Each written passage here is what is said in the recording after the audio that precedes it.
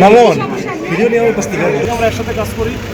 কেন সাংবাদিকের প্রতি আমি অন্যায় আচরণ করবো বা মারবো, এটা হয়তো অন্ধকার ছিল, এখানে হয়তো একটা হতে পারে তাদের বক্তব্য অনুযায়ী বুঝতে পারে নাই। আবার এইখানে যেটা দেখলাম যে ভিকটিম হয়েছে, সে বলতেছে না ইন্টেনশনালি মারছে, সেটা যদি করা থাকে সেটা আমরা ব্যবস্থা নেব। ঠিক আছে, এটা অবশ্য সাংবাদিক পুলিশ সদস্য চাকু দিয়েছে, শুধু সাংবাদিক না, আপনাদের পুলিশ সদস্য মারছে, পুরো বিষয়টা আপনার উপরও আঘাত হয়েছে। হ্যাঁ, পুলিশ সদস্যের একজনকে চাকু মারছে, এটা ফর্চুনেটলি এটা চোখে লাগে না।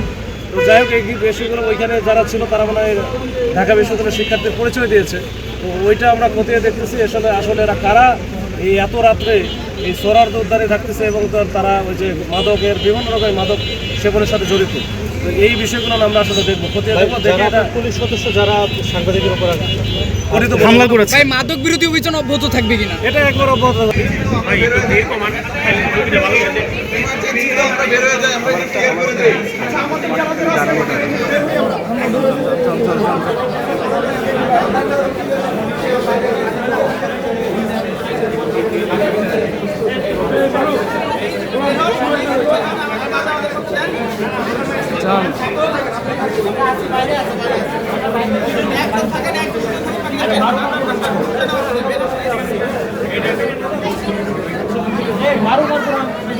আমরা বাইরে আছি।